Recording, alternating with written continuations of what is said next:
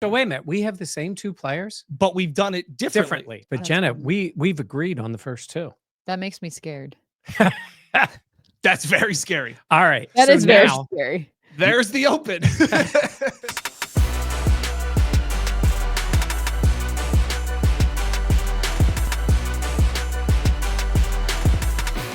This is the Buffalo Plus Podcast, brought to you by Connors and Ferris. Hey, everyone. Welcome back to the Buffalo Plus Podcast, presented by Connors and Ferris. Mike Catalana, I'm Dan Fetes. Jenna Cottrell is remote, spending time with some family. Yes. We're going to get into Mike's mock draft, which he's very excited about.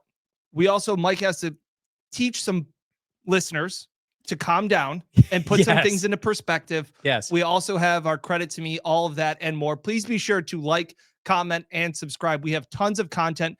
Also, right now, because some people don't make it all the way to the end of the videos, we will be live. Yes. For the NFL draft upcoming on Wednesday. So here's our plan. Wednesday, 7 o'clock Eastern time. We'll be live to preview the draft, take your questions. Everybody get ready for Thursday. And then our plan is to be live and keep up to date on the channel. We want to be live a little bit before on Thursday and Friday when the Bills are on the clock. So you can join us. We'll do it. Hey, you never know what Bean's going to do. He may make a move up or down. We'll be on there plenty of time before the pick, instant reaction to the picks. And of course, as always, we'll be wrapping everything up. So a lot of live potting going on Wednesday, Thursday, and Friday, and then a wrap-up pod on Saturday. As well as on Tuesday, we are expected to hear from Brandon Bean. Yes. As well as Josh Allen, as the team has their organized team workouts, things like that. So we have tons of content. I know people have been asking for it, so we will have tons of content coming next week. Okay, first, Mike. The Bills brought in a veteran cornerback for a visit. Yeah. But tell everybody, chill out, bro. Well, it's because people react. It's James Bradberry, who in 2022 with the Eagles made second team All-Pro. I mean, he was really good. Played in the Super Bowl. You may remember that he had the holding call against the Chiefs that basically ended that Super Bowl. Okay, but he had a great year. The next year he came back, was not good. They had a mess of a defense, was not good. And then he got hurt, an Achilles. Thought he was going to be out a while. They basically kept him on IR all year. The reason I wanted to bring it up is Bills brought him in for a visit. He's a good, solid veteran who has actually been maybe transitioning a little bit to safety or could play it that way. I see people reacting like, this isn't going to work. Is this their plan? They need another corner. You bring veterans like this in now. It's like Dane Jackson. Yes. Dane knows the defense. Yep. James Bradberry's been around. He's got a connection. He was with Carolina before when he came into the league. He's 31 years old. He used to play for the Giants too. These are the kind of players you bring in to protect yourself. And I think our friend Chris Trapasso, friend of the pod, said it's basically setting the floor for what you'd say. If he's got to play, he plays. That type of player. And it sets you up to draft a corner. Well, I was also saying, too, it's the fact of this is the time you do your homework on veteran corners because the Bills need a corner in the draft. And if the board falls a certain way, what is your worst case scenario? So you probably already know what Rasul Douglas is. You've probably spoke to him. I think we've mentioned, I don't know if it was on the pod or not, but there's probably been conversations with Rasul wanting to play, wanting to be a starter. And at the point of it saying, hey, I'll meet up with you guys after the draft. Like if you guys take somebody in the first round, I don't want to go there and be the third corner. So they're all doing their homework. And James Bradberry is a prime example of, hey, what has he got left? So that if so-and-so falls and this doesn't work out or this guy gets taken off the board, I think this is the homework that you do. But to your point, this is not some overreaction of Bradberry's going to be CB2. Like really? That's what the Bills are doing, Jenna? I feel like that's something you have to keep in mind with this time of year of like, they're going to sign a lot of guys. Like think of the training camp roster. It's 90 guys. Like you're going to have so many extra bodies. So like Chris Trapasso said, you're setting the floor of what a corner can look like in your defense. A guy with a ton of experience. What does he have left in the tank? And to me, it's like, okay, that's a nice signing. That's a fine signing, but that doesn't mean or deter you from what you're going to do in the draft, how you're going to look at corner in that terms of that. So it's like, I don't think there needs to be that overreaction of This is, I can't believe they're doing this. This is just, that's all they're going to do. It's like, no, take a Yes. beat. Just remember that 90 guys is a lot. And there's going to be plenty. I think of like the Chase Claypools last year when the Bills needed a bunch of wide receivers. They signed Chase Claypool.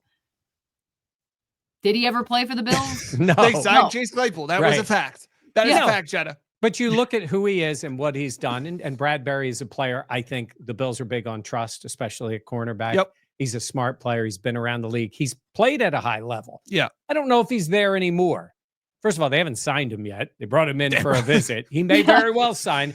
To Dan's point, I don't think any of this happens till after the draft anyhow, and they start putting together their off-season thing. But just chill a little bit. It doesn't mean that Just chill. whoever comes in. I can tell you this.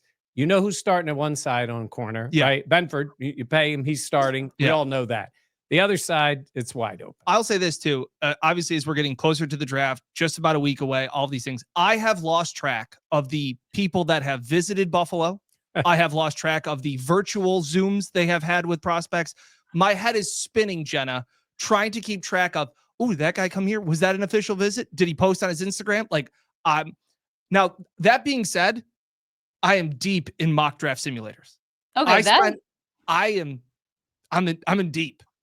Okay, I have done the work two things. for 3 rounds. Two things. One, I hate that now we're like looking on guys' social media to be like, oh, did they tag one Bills drive? Because that's just the sign of the times. And then also, I'm going to be honest, last week when we were doing mock drafts, I was like, you know what, let me try this like chat GBT. Let's see like how they would assess what the Bills should do. Guys, I just want to let you know in the first round, the Bills ended up taking Zay Flowers. So, not exactly the technology we needed. What a steal. By the way, just so you guys know, I was mad at the two of you one time, and for a short period of time, I stopped following Buffalo Plus on Instagram. Yeah. Wow. Stop Did following. you remove all your tag photos? Yes, that's exactly what I did. That makes a lot of sense. petty. Yeah. Yeah. But I'm back now. I'm following. Yeah, I again, appreciate so it. Good. Yeah, Good, the new good. contract was pretty good for Catalana, so that we're all on the same He's such page. a diva, Dan. That's it. Okay, so Mike has been chomping at the bit for a long time here, Jenna. We've been getting the text messages about how excited he is about this mock draft and what he's going to do. So that was the big point of this pod. I also have at least days 1 and 2 mapped out, and then some names for day 3. I was wondering, Mike, how would you grade yourself before we even get into the mock draft? How would Mike Catalana, who Brandon Bean should listen to, because you were spot on with Brian Thomas. Yeah. And the year before it was 2 years before it was Kyle Hamilton. You were all Now that one I give him a break on. Hamilton went a little earlier. You would have had to be pretty aggressive. But we know Bean watches Buffalo Plus. So how would you grade yourself before you get into the picks and the viewers will comment in? I'll say A-. That's very modest. Wow. You're Very not going to go B plus? That's true. Oh man, I should have thought. See, there's the layout. All right, so it's a B+, Buffalo Plus. Yes. Hey, look, it's easy to sit here and make the picks, but I do think because of where the Bills draft, it puts you in a spot, and I do think he was in a spot last year. Maybe it was contract wise, whatever the reason. He was trying to get his butt out of round 1. There's no question, and I think that put him in a tough spot. The decisions they made, I didn't agree with, but I'm looking at it more in a vacuum than I think he is as the general manager. So Brandon, I'll give you a little bit of that. He's got to look at it in a different way. Get him back on the patio. That's it. Say. But this draft to me is fascinating because, listen, you guys all know, you look around and you see where players are projected to go. I think there's 450 players who are projected to go in the first round. It's and there's not that many picks, is there? There's not. There isn't that many. There's not. So you are going to see so many times, we stole this guy in the 3rd round. He was projected as a 1. Got this guy late 2nd. Can't believe he was on the board. That's going to happen because, well, first of all, everybody looks at it differently. There are a lot of people who analyze the draft. Yes. And even the people who've been in the league and have done it multiple times, many times, look at players very differently. And some of the really good ones will say, I evaluate the player. I'm not evaluating them as a scheme fit with a team. Absolutely. And some mock drafts are team related. Like they really look at it the way they believe a team would react that way. And I'm not just talking about something as simple as saying they need a quarterback, they're going to take a quarterback. I'm saying like a safety, a corner, a defensive end. Like what does that team need? And Jenna, a lot of those people that project the drafts are not in the building. Yes. The building. So that's also a tricky part of it too. I'm fascinated by this draft because looking around, there are so many different people that have mocked so many different players, positions, all of that to the Bills in the first 2 rounds. Like that is what blows my mind, is that there was before it'd be a consensus of the Bills they're going to take a wide receiver, right? It was just a matter of who they liked and how the rest of the board fell. This time it's they're, safety, corner, defensive tackle, edge rusher, like all of that. And wide receiver. Yeah. So that to me, and Mike, to your point, like I think Bean is also like that adjustment of like drafting at the end. Like my big thing in this draft is everybody's been like, well, just trade back. Like that's easier said than done because Jenna, we've talked about it. Like, oh, you just trade. You force the team to make the trade and accept what you want. Like, and we will also hear on draft night or after the draft, we took a lot of calls. We took a ton of calls. That's not always the case where like other teams may also want to trade back at the end of the first round. So there's a ton of juggling that goes on late in the round where I go, I don't know how easy it is in theory for the Bills to just be like, well, we want to get out of the first round. Yeah. You need a team that's going to want that investment. And again, especially where the quarterbacks fall. Now, Jackson Dart could be the second quarterback jumping Shador. Like all of this dynamic is into play. I really have no idea what the Bills will do in the first round. I think they'll take a lot. I think they'll make a lot of picks in the second round, whether that's 2 or more. But I'm fascinated to see what happens at the end of this first round. How about you, Jenna? I feel like for me, one rule is don't trade with the Kansas City Chiefs. I feel like that should just be like maybe like boilerplate moving forward. We don't have to start the saga that is what happened last year, but I do think the quarterbacks thing that's going to be the biggest thing. Is a guy or is a team going to want to get back into the first round to draft a quarterback with whatever, and then the Bills have the opportunity to move back? I think that's probably the best scenario for them in terms of being able to trade out and find a trade partner.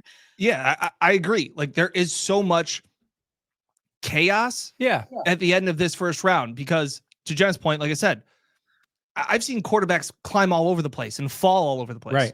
Here's one thing I would say. I do think this year at pick 30, if you can wrap your head around saying you do not mind taking that player with the first round pick, that's me, which is a higher salary and it's the 5th year option and all those things that go with it. I do believe there is going to be players they want. Now, he will tell us. I can almost guarantee you, Brandon will say, I don't know how many, how was first he phrasing it? First round. I can tell you I don't have 32. That's what he will tell you. Yeah. But I think when you get to that point, there are players, and I'll name a few. Everybody, Kenneth Grant, Michigan. Yeah. I think he's going to be on the board. I don't think so. I think there's a very good chance he's on the board. It's just so hard because there's so many players that have been the range. I feel like for first rounders has been all over the place. Yes, but he's the type of player. The reason I think he might still be on the board, I think he's projected as a really good run stuffing defensive lineman that will eventually emerge into a pass rusher. Not everybody wants to grab that guy early in the draft. I mean, you have to be a real disruptor early in the draft at defensive tackle. If you look at the kind of guys who go higher, then you start getting into that mode. I mean, a guy like Maxwell Harrison at Kentucky, some people have him in the teens. And then sometimes it depends, again, what a team is looking for. It will matter where they are. They may have, this is just an example, they may have a first round grade on him and 2 other corners they do not, that we think they might be interested in, that they don't have a first round pick in. So those are the kind of players that I think sitting there at 30, you say they would just sit there and take them. But I don't, we don't know until it gets to that point. I have a question. In years past, do you remember, like Dan, you mentioned how the Bills could go corner, they could go safety, they could go wide receiver, they could go D tackle, they could go edge. Like, do you remember in years past it being so wide open with the pick of what direction they could go in? I'm trying to think. When Like, I feel when like they were last year was like, bad, only when they were bad, well, I where they mean, needed. I mean, No, like no, with really. Josh Allen. When they needed everything that you could have said. Yes. I remember we used to joke and say they can take the best available player because they need everything. Yeah, They did. but it's been a while. Yeah, because it's been where you've looked at corner. It seems to have always been something on the defensive line they've looked at. Yeah, Has been the case. I think it's in part, they've done a nice job on the offensive line. They have their quarterback. They had been good at corner. They had been set at safety. So, I have a question. Yep. To answer to Jenna's question. Well, it's a question to Jenna's question.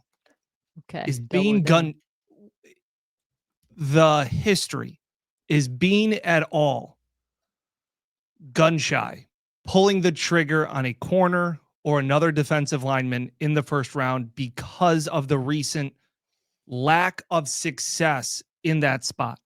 No. Okay. No, I think if I would he hope sees not. it- yeah. Okay. What Genuinely do you say? It's speaking. like on the golf course. He's not scared. Call me a lot of things. Scared ain't one of them. All right. Do you want me to go into I want this. I want Okay. this bad. So I don't want to depress people because I know they're going to be sitting there on Thursday and going, when do we pick? When do we pick? When do we pick for your Bills? And I think they're going to pick on Friday. Ugh. Or yes, on Friday. I think they're going to trade back. And here's the pick I have for them. Now, listen, that I am sitting here saying, I think just like with Brandon Beane, he's going to sit there and go, if this guy is falling and it is players he really feels that highly about, I think he would make a move or stay where he is and feel like somebody falls to him, right? And I think a guy like Grant fits that profile. Yep. You never know. Somebody could love him at 18, and there he is. He's gone. Here's where I got him going, 30 to 36 with the Jaguars. And the reason I have him doing that is the Jags get that pick, and the Bills send them 132, which is their fourth rounder. Okay. In exchange, the Bills go back to 36, obviously, and they get 88, a third rounder. Ooh. So if you look at the numbers, that works. So now you're talking about being 36, 56, 62, and 88. I think it's a fair deal. I think Jacksonville moves up, gets a second pick in the first round. Jags could be in the market for a quarterback too. You never know. Huh. What? There has been multiple rumors about them eventually trading their number one guy. And you never know when a team's going to say, hey. Wow. That is as hot of a Catalana take as Yeah. I've heard. Did not the Philadelphia Eagles do that when they took Jalen Hurts? They didn't pay the other guy a massive. I mean, Hurts Carson was. Wentz. Yeah, Wentz was. They did pay him. Yes. But that Yeah. was, yeah, I mean. I'm just throwing that out there. It doesn't have to be for a quarterback. That is hot. It is believe Wow. me, if a team can get a quarterback and think they have him and get him in that kind of circumstance, especially if it was a guy like Milroe, who's going to take a little while to come around. But regardless of what they do, the numbers work out. The Bills move back. With pick 36, I have them taking cornerback Trey Amos. Or I believe Terry, as Dan called him in the last podcast. I think he fits for them, 6'1", 195. I think he's played in the SEC, played against top competition. And I think he would be the type of player they would want. So Dan, you loved him, right? I love this one. Right. Okay, so I have the Bills staying put at 30. Could be. So I have the Bills staying put at 30. I think Grant goes off the board early. I saw a couple mocks had him going to Pittsburgh. They could be revamping their defensive line. If they don't go quarterback, that could be an option for them. So if Grant goes there, that's the one defensive tackle that I say, man, that guy's could be plug and play starter right away. He's not there. Then there's the corners. And I'm sitting there and I go, because it's between Maxwell, Azaria Thomas, and then Amos. Yeah. And to me, Hairston is a no-go. Maxwell, he's a no-go. I don't think he fits. Fits for them. I don't think he fits for them. Okay, so he's a liability in the run game. That's one of his weaknesses. You're right. The Bills, and he's 5'11". Like they say that he has the intensity of wanting to make plays and puts his head down. He's just not big enough, doesn't have the actual size to make plays. Below average tackler in the open field, and a lot of people think he could come in right away and be a nickel. Like that, to me, that doesn't fit. Again, he could be a great corner and be an elite nickel for another team and then develop into the outside. But 5'11" is still a little bit smaller for me for the Bills are going to go and get a first round corner. So, and Azaria Thomas isn't the athlete that I want the Bills to take with. So he hasn't run the 40. Right. And when he did at his pro day, he kind of fell because I think he ran like 4.5.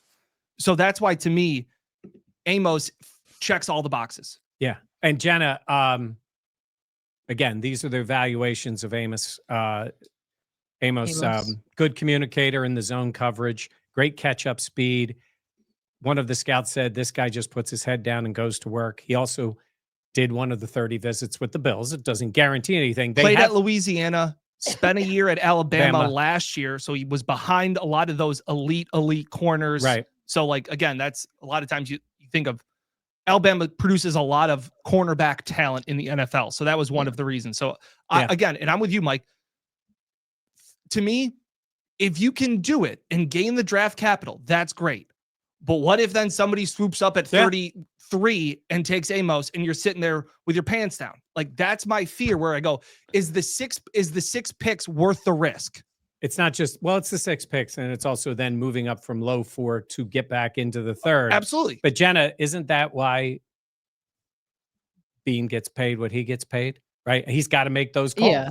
The evaluations and everything that goes into that. Yeah. I mean, I really like TREY. I think that he could be. Terry.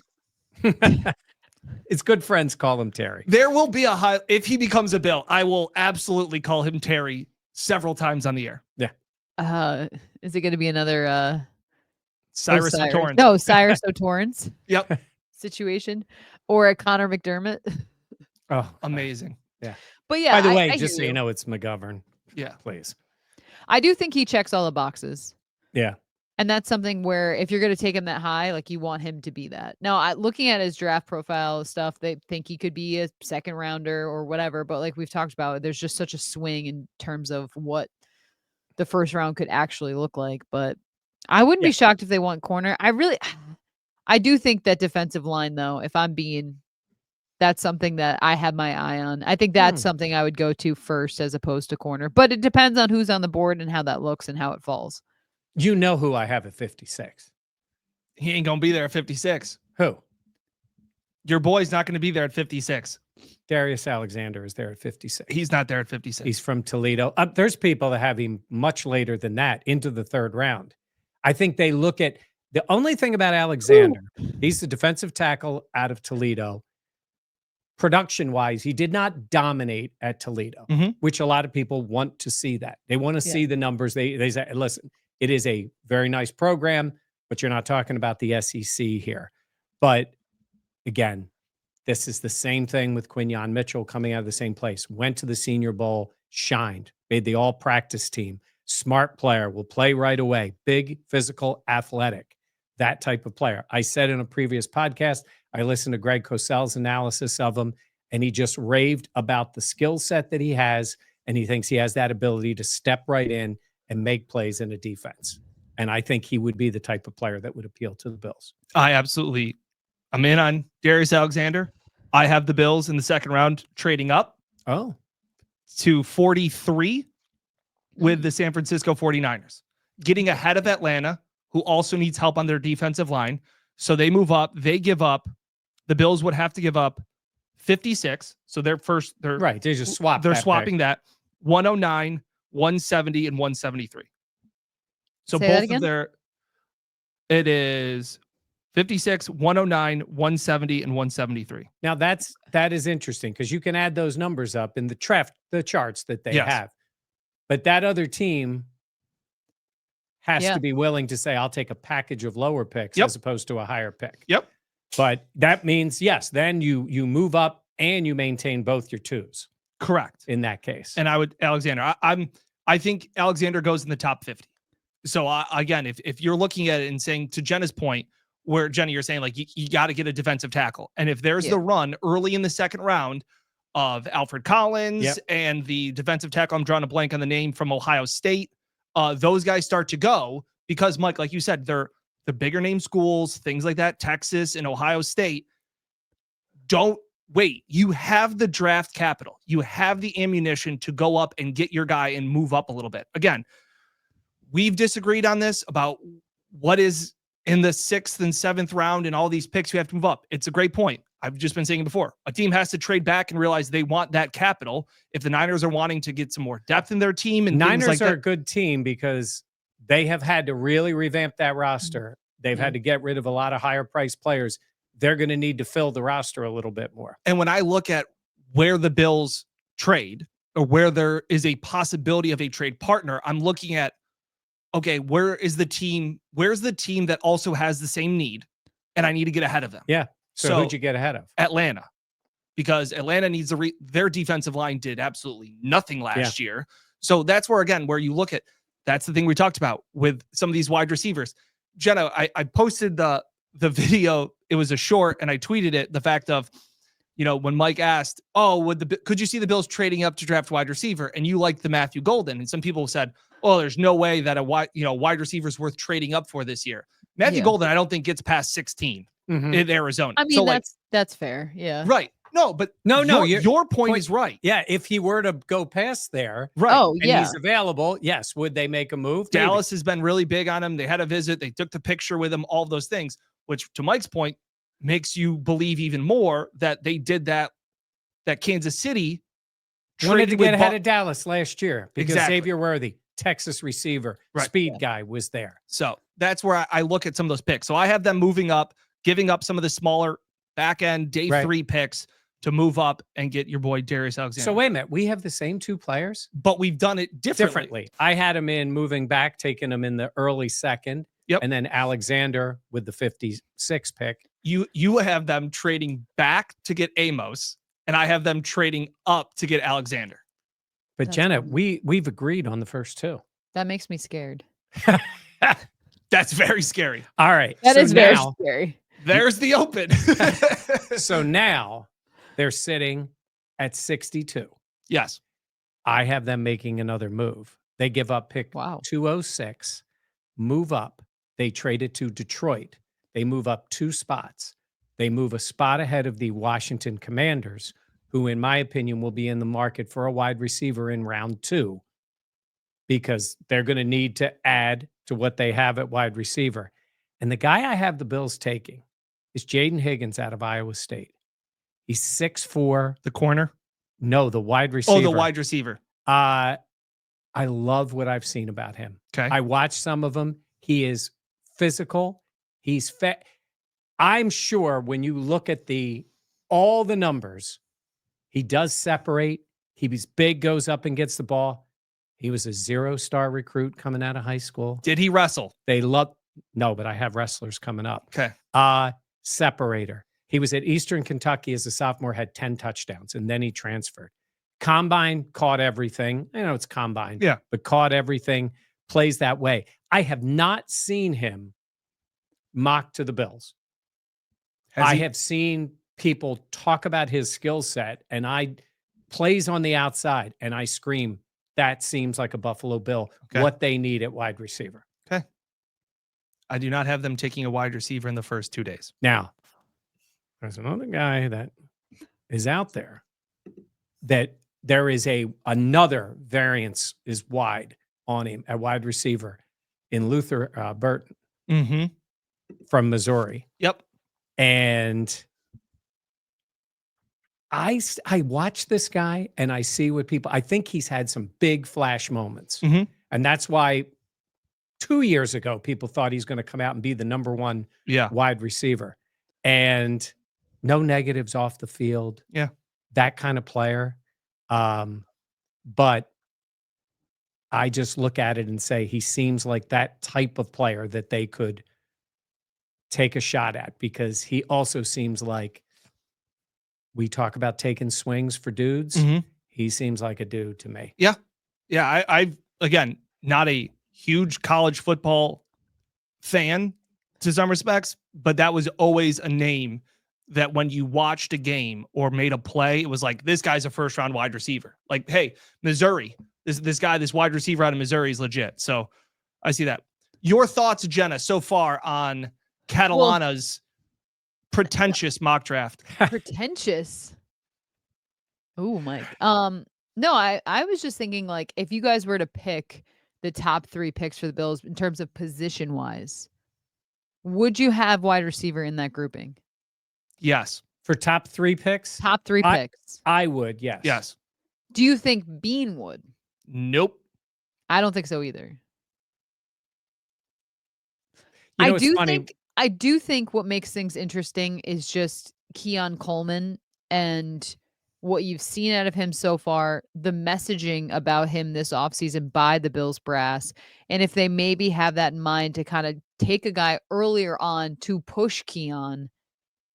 Because I think that sometimes that can motivate a guy, or if it doesn't turn out to motivate a player, you have at least a backup or another guy in the wings that can kind of take over that role that you expected. I'll throw the wild card in there because we always just being an agent of chaos here. There are some times when I was looking at some mocks and I was using stick to the simulator. What was I doing? Stick to the model. Beauvais showed me that one, or like that, like their draft options there. What if they take a wide receiver or a running back late in the second round? Ooh. What if Bro. it's Judkins? You know, what there's- if it's one of the Ohio State guys? There's one thing about sending a message. Here's the way I look at it. You don't want to bite off your nose, spite your face. Here's the way I look at it is Fair. they have got Ty that right. Johnson, Yep. they have Ray Davis, and they have James Cook. Mm-hmm. That would tell me they believe Cook's really going to push this. Correct. It takes away some leverage for him, certainly. Mhm. Maybe it facilitates something else happening. Look, I don't think he's sitting there going, I can't wait to trade James Cook. Correct. And I also, all I was thinking about was, and it's a 5th round pick, but it's when they drafted from. Now, again, different kind of circumstance, but it was one of those picks where you were like, I wasn't even thinking the Bills would use a pick on a quarterback at the time. And I would just sit there and I go, say Judkins is still on the board late in the second round and the Bills take him. I think we'd all be surprised. I'm not saying that's going to happen. I'm not saying I want it to happen, but just another one of those agent of chaos kind of moves of what if kind of thing. I have the Bills staying put, obviously, that at the end of the second round. And the mock drafts I was doing, he was there a lot. Yeah. Was Xavier Watts. Well, I like him. Yeah. So, and I know some people, because I just tweeted out my first, I just did the first 2 rounds. Somebody's like, oh, well, we already spent a second round pick on a safety last year. Why'd we do it again? And all these things. Do you really think Taylor Rapp's the long-term answer? Yeah. I go, so if you sit there and want to go like Taylor Rapp's got 2 years left on his deal, Xavier Watts, I think is too good of a player that if he is on the board at the end of the second round to pass up. I'm not saying you move up because I think that's a little bit of it's not that big of a need, but if he's sitting there, I think he's too good of a player to pass up. Hey, Jenna, you know the guy you see, everybody sees late in the first round because of the position. And a lot of people have commented to us, would the Bills be interested in him? Is Emenwari, the safety out of South Carolina, Nick Emenwari. Oh, yeah. Athletically off the charts, which does not fit the Bills. I mean, listen, we all love Mike and Jordan, but they would not have tested Jordan certainly more. But you know what I was looking at, Jenna? What? He is 6'3", 220.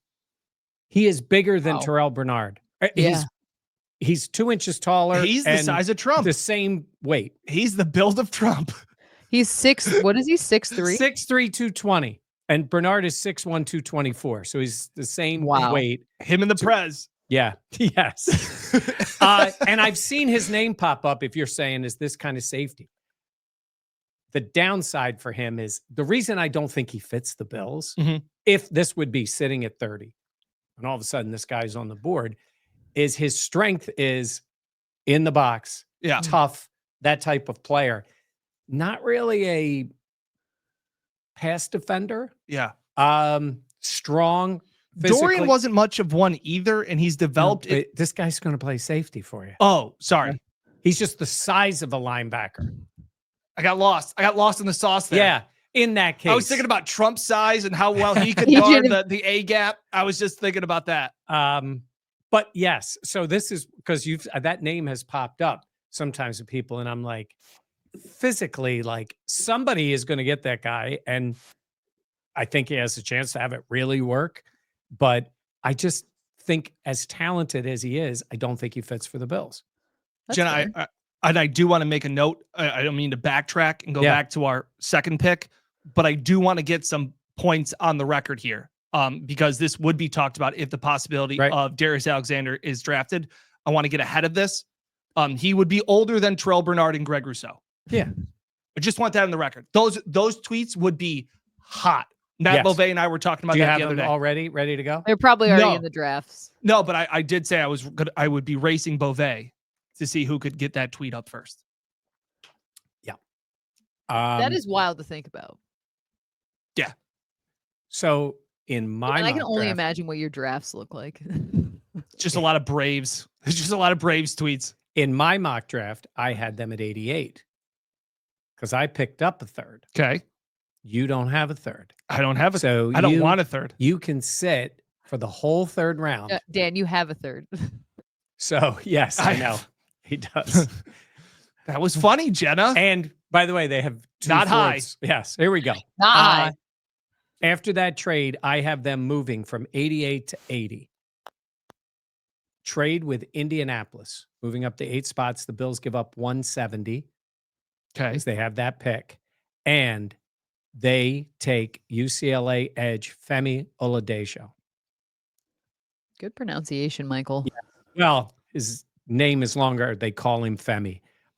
This guy, there's a guy Here's a guy. who has played linebacker, both Sam and the Mike linebacker position, moved him to the outside to have him play on the D line. Freakishly strong. They use the word freakishly a lot in draft evaluations.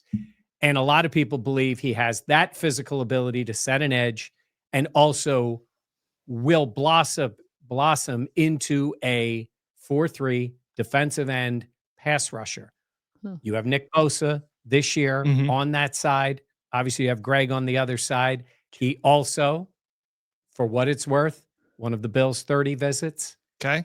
He's a guy that you will see people very early in the second round, third round, late third round. So you never know how this guy is on the board. I think he's the type of player, if he's near where they are, they would make a move to go get him. So Okay. that's who I have them taken with that other pick. So I have them with a D tackle, a pass rushing edge, a wide receiver, and a corner, the 4 picks. To your point about freakish strength, talent, athleticism, that's my big thing about this draft class. And Jenna, get your points. And I know we've talked about like having that high strength, like having that one attribute, that one talent. Like Yeah. I feel like The the Bills X have done a factor. and I go, Christian Bass was also talking about it, that like the Bills have done a really good job on defense of getting the most out of the talent out of the guys that they've had. But they haven't had any freak athletes. Terrence That's not probably true. They had Tremaine Edmonds. Yeah, I think Edmonds was a He was a freak athlete. very, yeah. Sorry, I didn't mean to interrupt. No, but- that's a good point. But it's like you look at the defense right now, it's like Greg has flashes, but Terrence probably the most athletic player on their defense. Dorian Williams is probably the most athletic player. That's fair. Yeah. I think being a freak athlete is important, but I think instincts are more important. Yeah. I look at the Lot- players that they've really had excel, and I think of like Terrell Bernard. Yeah. He's not a physical freak, but he has incredible instincts, and that has led to splash plays. I think that is a very good point, because they do value being in the right place, making the smart play, Yeah, the head. trust, and all Yeah. those things. I guess if you get that combination of the two, yes.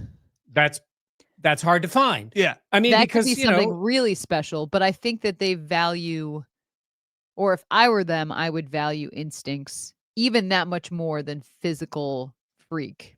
It- Because, and maybe that's just because Tremaine Edmonds and it kind of didn't go the way the Bills thought. I mean, they obviously traded back in the first round to get him, but I just feel like what they've been able to do with guys that do have better instincts has been more impressive. So yeah, to get the combo of both would be something that could be really exciting for the defense.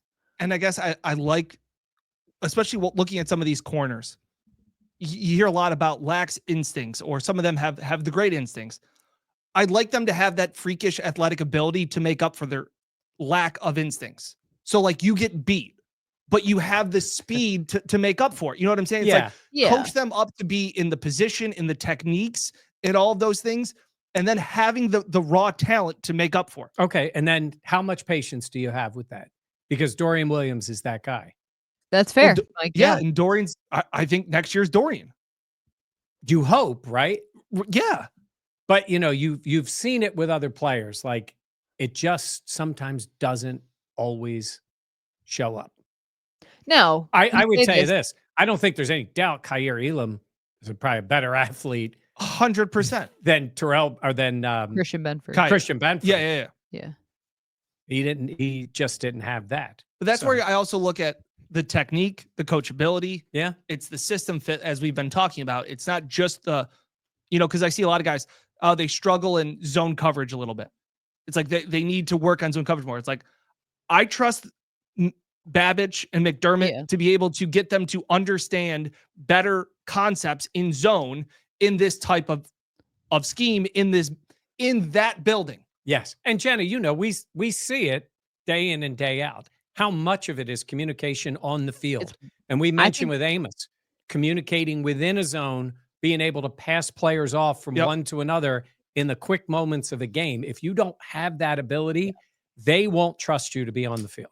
I do think that's something that we don't maybe talk about enough, but how impactful that is and how important it is. And sometimes when you're watching on TV, you can't see that, but specifically for the defense. And we've talked about Terrell Bernard putting guys physically into place, but I just do think that, of like what that means to a defense. Now, I will say we talk about physical freaks and all that stuff. Obviously, they took the swing on Josh Allen, and he had both the physical freak abilities and the instincts to go with it. So when you see those together, what it could be is obviously impressive. But I just think for the defense, what we've seen out of them in the past, it has been the more instinctual players that have had a higher ceiling. Yeah. I agree. And I think that's where sometimes you have to take a step back from. Yeah. Because listen, there's a baseline of physical ability you need to even walk onto that field. So A these guys Division are I field. Right. These guys are all very good athletes. There is just a difference with some players where they are. Now, true. what I'm going to do in the comments, well, not in the comments, in the instructions of the pod, I'm going to put my draft in there because it's a little hard to follow with where we're going. But now I'll continue a little bit because I have a guy that I think fits the idea of what they like in the fourth round because I have him at 109. I've already made other deals with the fourth round picks. His name is Dorian Strong, Virginia Tech, 4-year starter at corner. He came in for a 30 visit. I think they want to convert him to safety. Okay. Jordan Poyer was a corner when he was drafted in the 7th round. Out of? When he went to the Eagles. Oregon State. Bingo, Jenna. Oregon State is what, the Beavers? The One's Beavers. Yes. One's the Beavers. Yep. Oregon's the Beavers. He was also played Oregon's the Ducks. baseball. Yes. Yeah. That was the only thing I knew about Jordan Poyer when he came in for his introductory press conference was drafted to play baseball. Now, I'm Where not. did Micah go? Iowa. Well, yes. Yes. Remember, he goes wherever it's cold. Yes. Iowa, Green. That's why he lives in San Diego Yeah. now. Finally figured it out. Yeah, because I look at this player and they brought him in, and I just think his physical traits, I think, would make it tough to play outside corner in the NFL. Because? I don't think he's quick enough or fast enough to play. Smart, all those things. I just think he seems to be the type of player they would bring in and see what's there in terms of playing safety. Okay. And they brought him in for a visit. I'll go through some of these other ones quick because I know we're done. Pick 169, Ty Robinson, Nebraska defensive tackle, 6'5" run defender. He is not a pass rusher. He's a team captain, coachable, showed up, detail oriented. And Jenna, He wrestled. at Nebraska, Oh, my Oh my gosh. gosh. Who's that? Ty Robinson. Yeah. I could just see The McDermott Buffalo being like, Bills yeah, I select. could just see McDermott at training camp being like, T-Rob has just been, he's just been doing a lot of good things. We were Talk about a wrestling out profession. there. You talk about a professional. He just goes about his business. Could definitely see that. Teams, D Oh, yeah. tackle, Yeah. early downs. 173, MOLIKI MOTAVAO. Just a great name. Tight. That's why I picked him. That's Tight just- end, UCLA. Tight He end. is, yes. Can he catch? He is not a pass catcher.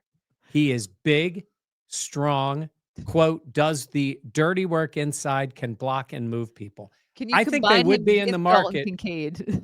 Well, I think they'd be in the market for a blocking tight end. No.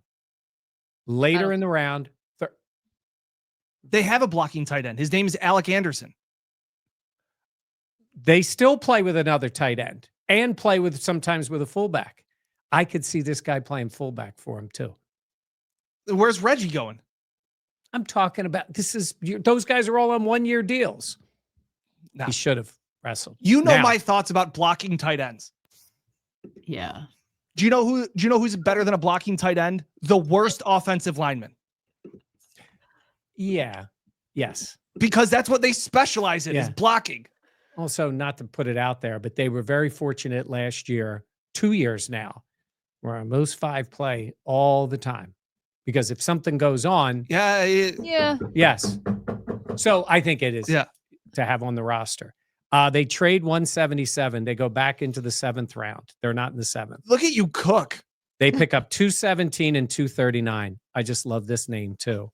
Jeremy Crawshaw, punter, Florida, Australian, incredible mustache. Love it. Needs to work on a hang time, but he's 45 yards per kick. I think they want full on, as Joe Competition. Yeah. Biscaglia calls it, puntapalooza. Yep. They want the Yes. competition this year. And Brew McCoy, 239, big frame, physical. This is my version of the extra wide receiver, can block in the run game. Some think he could even convert to tight end because Okay. pass catcher, Uh-huh. better pass catcher, more developmental tight end. Okay. Brew McCoy. I got a day 4 or day 3. Oh, day 4. Well, day 4. I'm just adding guys. Yeah, this guy. Talk about a steal in day 4. You never thought about that. The guy I just saw was as a sleeper or something like that. Isaac Tesla. Really? Okay, hang on. Hear It's me out. Tesla, by the way. Is it Tesla? No. Oh, I'm kidding. Damn it, he got me there. Yeah, well done. Okay. He played at Arkansas, 6'4", also spent time playing Division III football is where he started. He's converted from a quarterback to a wide receiver. He's electric. Give me that one more time. Michael. Give me that one more time. Isaac Tesla is Electric. that a boy. He is physical, 50-50 balls. He's big physical. He plays a big slot. So it's kind of like maybe he can develop into being more of an outside guy, but talk about a journey, Division III, learning the position. Just would be somebody interesting. If you haven't seen it, it's just kind of fun to think about these day 3 guys of like, hey, why not take a flyer on this? Just an interesting guy that out of Arkansas, I believe, is where he played. TREY Harris is another guy we've seen. I think that's another one Trapasso talked about out of Ole Miss. He was pretty much like their wildcat quarterback. He took a lot of direct snaps, a lot of handoffs in the backfield. Isaiah McKenzie-ish, if they wanted somebody like that. Because I think that they go bargain shopping on day 3 with picking up some wide receivers. To again, bring in competition, guys that do, TREY Harris has big time speed. So something like that. It's not Terry. It's not. It could be. Honestly, Isaac Tesla may not even go to Arkansas, but those were my my quick notes that I had. Again, I only mocked the first 2 rounds. After that, I Trust said the day 3. experts. Yeah. Yeah. Well, so I got him 4 picks in the first 88. Okay. It's pretty good. Yeah, you were on the phones quite a bit. Yeah. That's the way it worked out. Jenna's just fighting that microphone. She is just battling. She's in the trenches right now. My life over here. Okay. Ugh. So comment in what you guys in the comments, what you would like the Bills to do, what you think the Bills should do, things What like you that as expect we the Bills to do. Yeah. Any other picks, Mike? Are you trading next year? Like, are you already mocked next year's draft? No, I haven't started working on that yet. I just tried to get into the mind of the Bills GM. Okay, question. Big swing. If they take a big swing in the first round, is there a guy that you think of?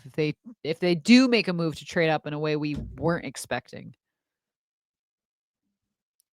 I don't see him trading up. Okay, but I'm the thought I got to experiment. tell you though, there are players, right?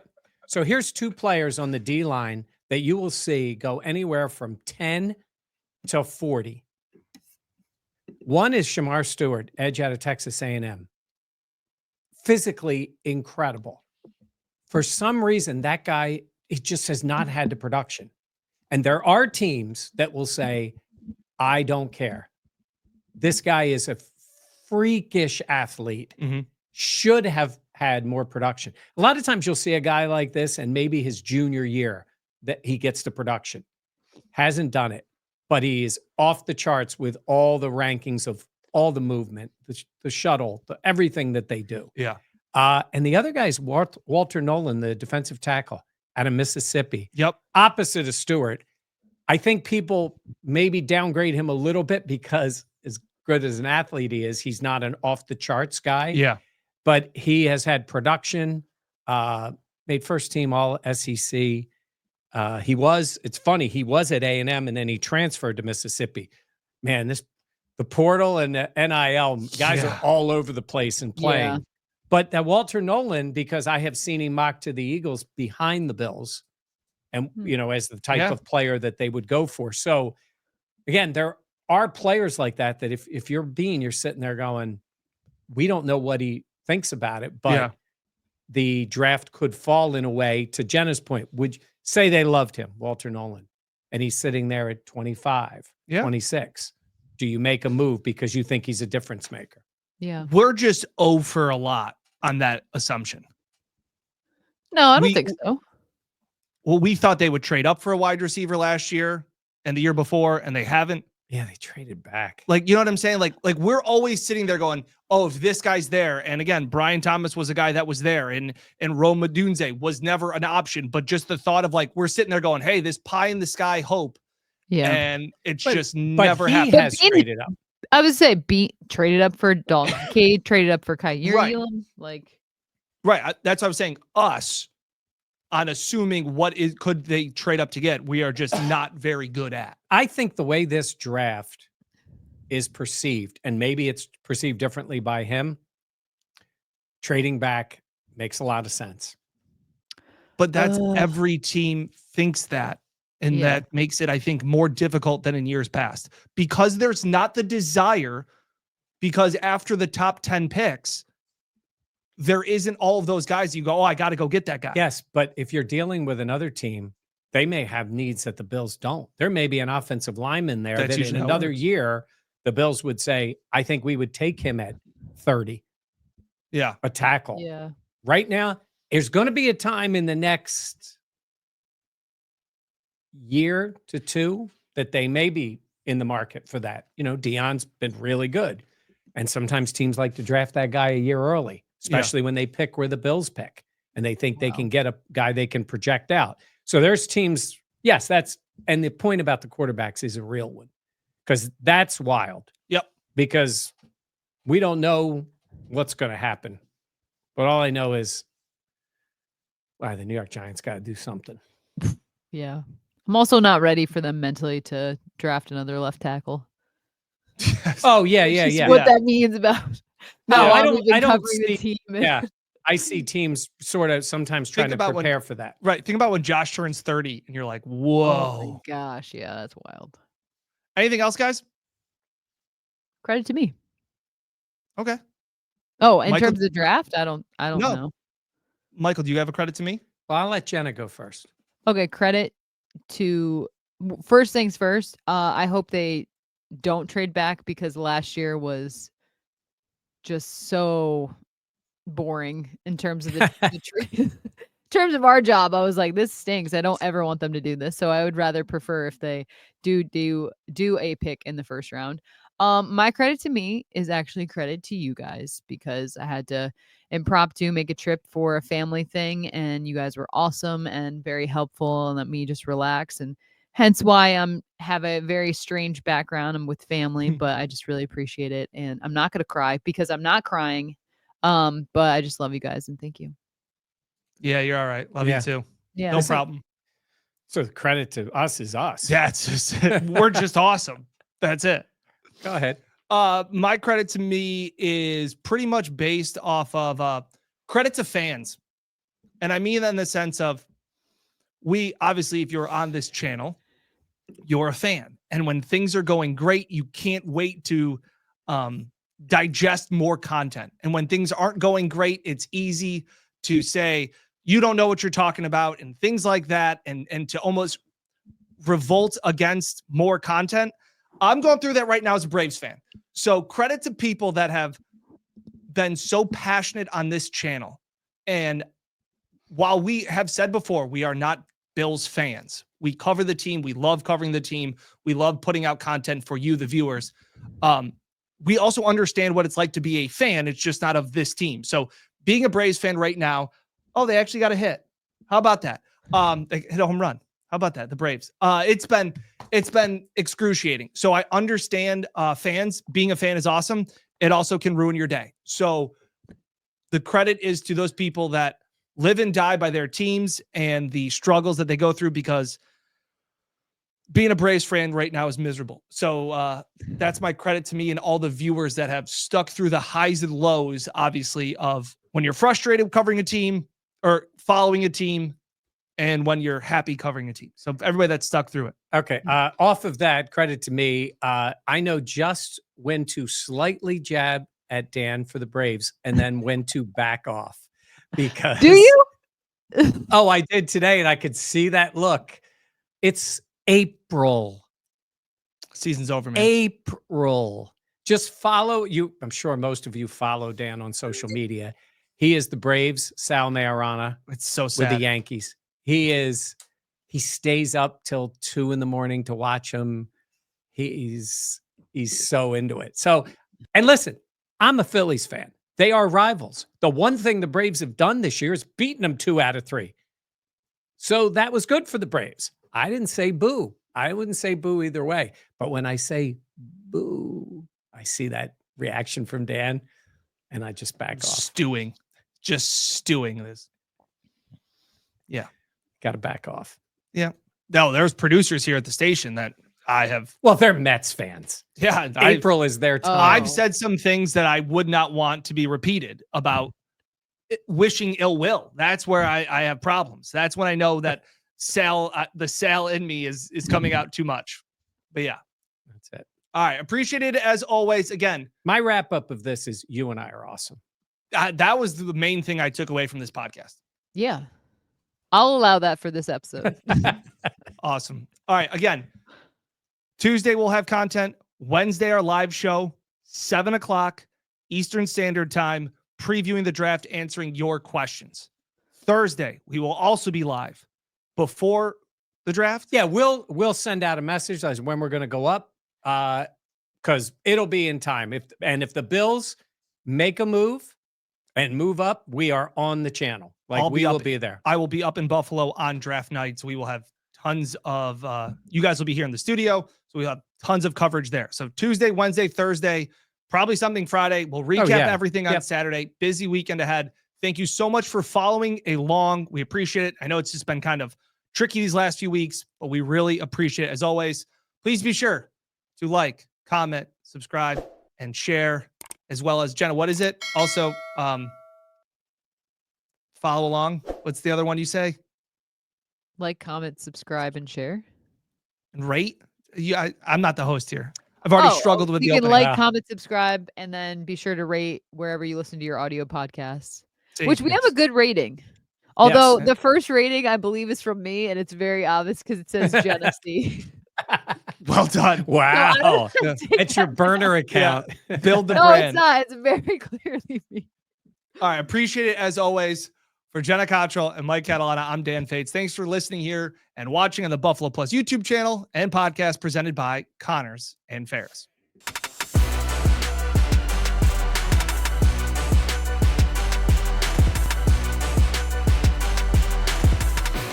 This is the Buffalo Plus Podcast, brought to you by Connors and Ferris.